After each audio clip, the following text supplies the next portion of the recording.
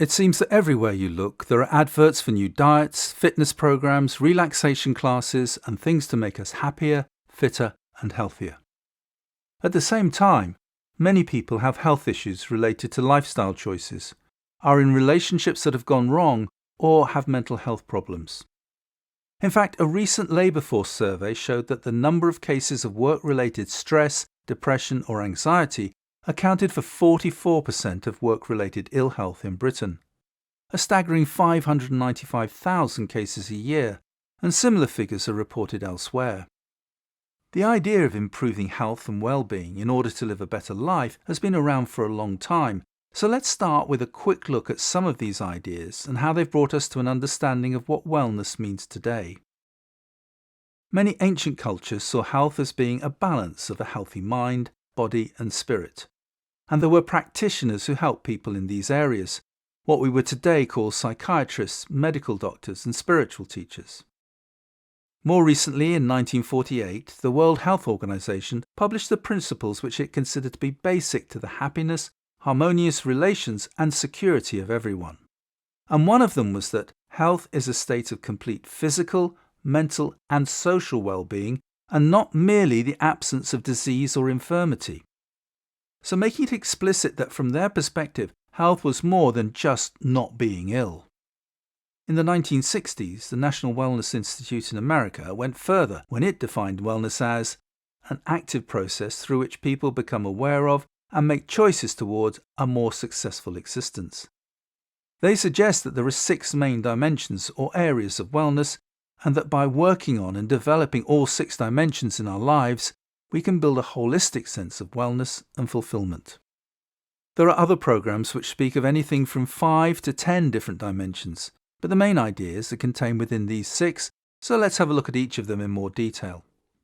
Occupational wellness is about getting personal satisfaction through work, making a contribution to something which is rewarding and meaningful, and also feeling that there's a sense of progression or being involved in making something better. When it's missing, people often feel that their career is unrewarding and they become less active, uninvolved, and in some cases, bitter and resentful.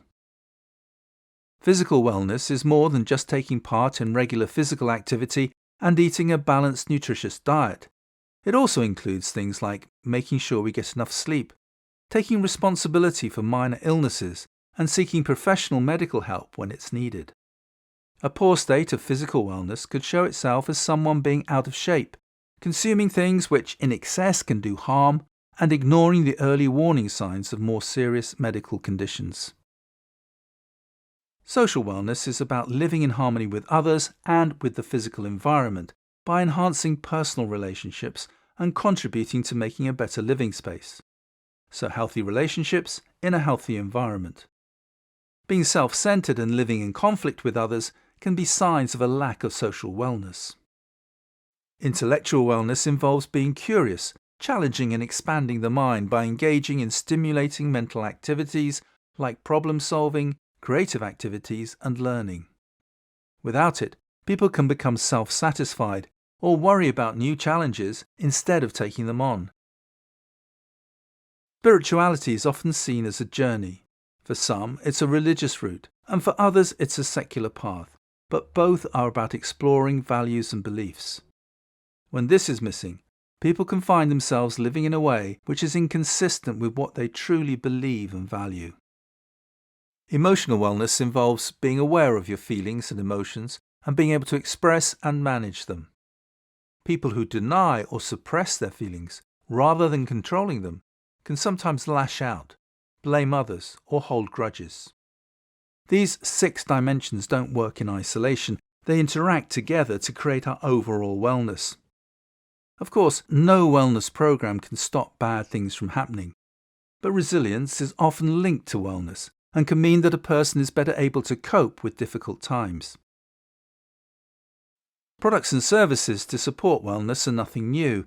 However, not all of them have lived up to their claims. Today, wellness is a massive global industry, and there are some who say it's become too commercialized. One thing is clear from the amount of money being spent on things like healthy eating and nutrition, wellness tourism, fitness and workplace wellness, is that there's a huge demand for products and services in these areas. And while wellness is something that can certainly be helped and supported, it's not something that can be bought or treated.